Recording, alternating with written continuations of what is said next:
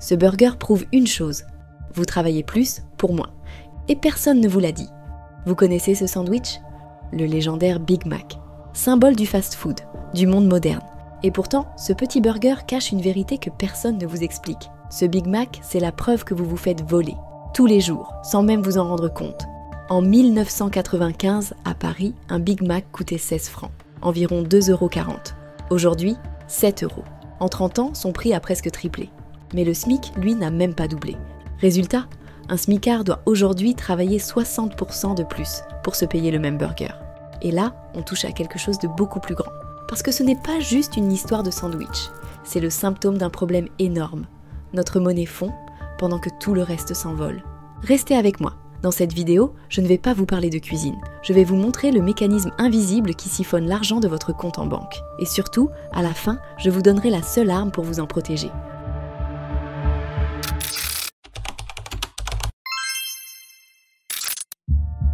Oublions les grandes théories. Parlons de la vraie vie, votre vie. En 1995, un Big Mac coûtait 16 francs, soit 2,44 €. Le SMIC horaire brut était d'environ 6 €. Il fallait donc 24 minutes de travail pour s'en offrir un. En 2025, 30 ans plus tard, le Big Mac coûte 7 €. Le SMIC horaire brut est de 11,88 €. Il faut désormais 36 minutes pour s'en offrir un. Et si on parle du SMIC net, c'est encore pire. 29 minutes en 1995, contre 46 minutes en 2025. Vous avez bien entendu, vous devez travailler 60% plus longtemps aujourd'hui pour acheter la même chose qu'il y a 30 ans. Et ce n'est pas juste une histoire de burger, c'est une histoire de valeur du travail.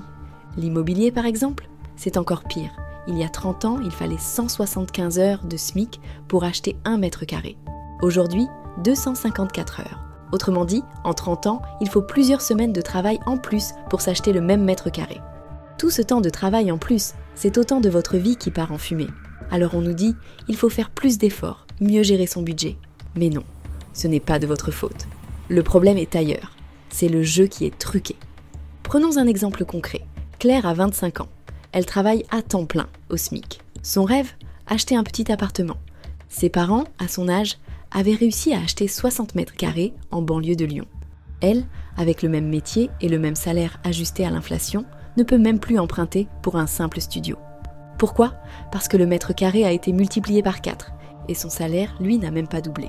Ce n'est pas une question d'effort ou de mérite, c'est juste que la monnaie d'aujourd'hui vaut moins que celle de ses parents. Chaque année, vous voyez votre salaire augmenter un peu, 2%, 3%, ou plus si vous êtes chanceux, et vous vous sentez un peu plus riche. Pourtant, c'est un mirage, un tour de magie conçu pour vous faire croire que vous avancez, alors qu'en réalité, vous reculez. La vraie question n'est pas combien vous gagnez. La vraie question est qu'est-ce que votre argent peut encore acheter? Et depuis 30 ans, la plupart des Français subissent un appauvrissement progressif, mais invisible. On a plus de chiffres sur nos fiches de paie, mais moins de choses dans nos caddies. Pourtant, dans les années 70, un seul salaire faisait vivre une famille entière. Aujourd'hui, 2 salaires suffisent à peine à finir le mois. Et pourtant, notre monde est devenu incroyablement productif. Des robots dans les usines, des logiciels et des algorithmes qui remplacent des métiers entiers, et des chaînes logistiques mondiales optimisées à la seconde près. Logiquement, on devrait être plus riche que jamais. Mais non, on travaille plus longtemps pour la même baguette, le même plein d'essence, le même Big Mac. Ce n'est pas que la société produit moins, c'est que la valeur de ce qu'on produit est diluée dans une mer de monnaie créée artificiellement. En clair, on travaille plus, on crée plus, mais notre unité de mesure, l'euro, est faussée. Et quand l'unité de mesure est fausse, tout le reste devient absurde. On nous répète que l'inflation, c'est normal. En fait, c'est le plus grand mensonge économique du siècle. L'inflation n'est pas naturelle. Elle est créée artificiellement par notre système monétaire. Imaginez que votre argent soit comme du jus d'orange. Si vous y ajoutez un peu d'eau, le goût reste bon. Mais si vous remplissez le verre d'eau à ras-bord, le goût disparaît. Eh bien, c'est pareil avec la monnaie. Chaque fois qu'on crée de l'argent sans créer de richesse réelle, le goût, c'est-à-dire la valeur, se dilue. Votre jus devient fade, et votre argent aussi. Depuis 1995, la quantité d'euros en circulation a été multipliée par 5, de 3 200 milliards à plus de 15 700 milliards d'euros. To the person who is about to grab their car keys and go to the ATM and take out $3,000, you say what? You don't need to.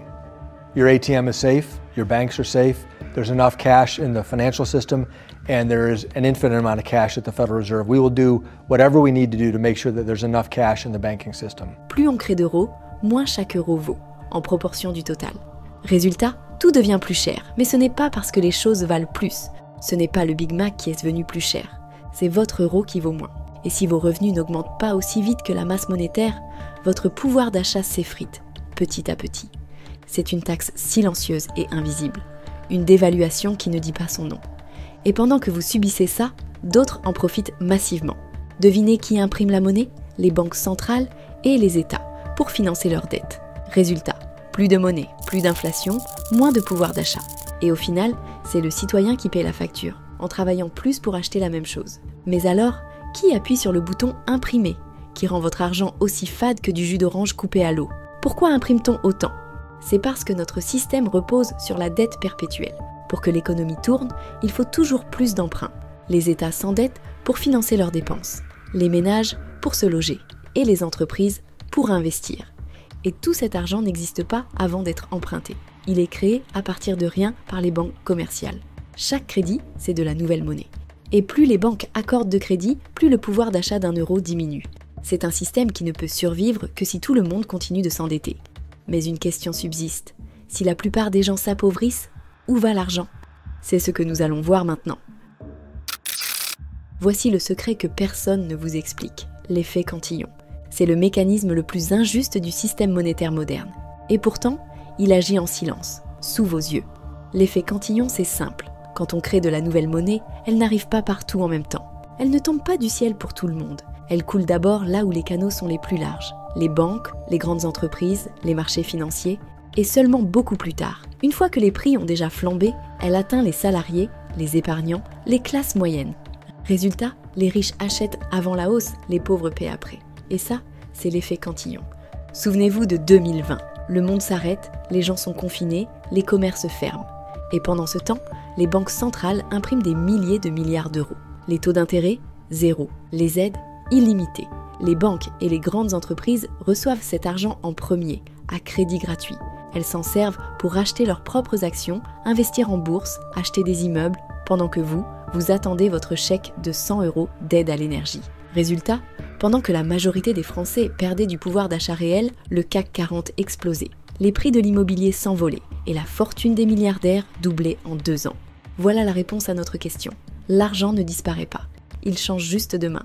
Ce n'est pas que les riches volent les pauvres, c'est que la monnaie elle-même favorise les premiers servis et pénalise tous les autres. Le système monétaire actuel transfère la richesse des classes moyennes et populaires vers les plus riches, de manière automatique, structurelle et continue. Le système n'est pas cassé. Il fonctionne exactement comme il a été conçu. Mais alors, on fait quoi? On se résigne? Non. Maintenant que vous connaissez les règles du jeu, vous pouvez commencer à jouer différemment.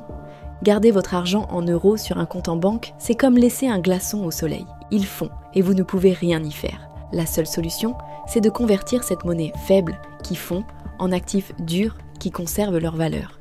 Des choses qui ne peuvent pas être imprimées à l'infini. Qu'est-ce qui est rare, utile et difficile à produire? Ça peut être de l'immobilier, une part dans une entreprise solide ou encore des métaux précieux, ou même une forme de monnaie décentralisée dont l'offre est mathématiquement limitée. Je vous laisse deviner laquelle. La bonne nouvelle, c'est que pour la première fois dans l'histoire, grâce à la technologie, nous avons le choix. Le choix de sortir d'un système truqué. Pour la première fois dans l'histoire, on peut choisir une autre voie. Une monnaie qui n'appartient à aucun État, qui ne peut pas être créée à volonté, et qui appartient à ceux qui la détiennent. Une monnaie où les règles sont les mêmes pour tous. Cette révolution existe déjà, et certains pays commencent à s'y intéresser très sérieusement. Le futur pourrait bien appartenir à ceux qui comptent dans une monnaie à quantité fixe, plutôt qu'en billets qui se dévaluent. Et c'est précisément ce que nous continuerons à explorer dans nos prochaines vidéos. On a commencé avec un Big Mac et on termine avec le plus grand transfert de richesse de l'histoire. En 30 ans, le problème n'est pas devenu le prix du burger. Le problème, c'est le prix de votre travail, mesuré dans une monnaie qui perd sa valeur. Tant qu'on utilisera une monnaie à quantité infinie, créée à partir de dettes, cette redistribution des pauvres vers les riches continuera. Et le pouvoir d'achat des travailleurs continuera de fondre, comme la sauce du Big Mac au soleil. Si cette vidéo vous a ouvert les yeux, le meilleur moyen de nous soutenir, c'est de la partager. Envoyez-la à une personne qui pense encore que l'inflation est normale. C'est comme ça que les idées progressent. En attendant, on vous donne rendez-vous la semaine prochaine pour une nouvelle vidéo.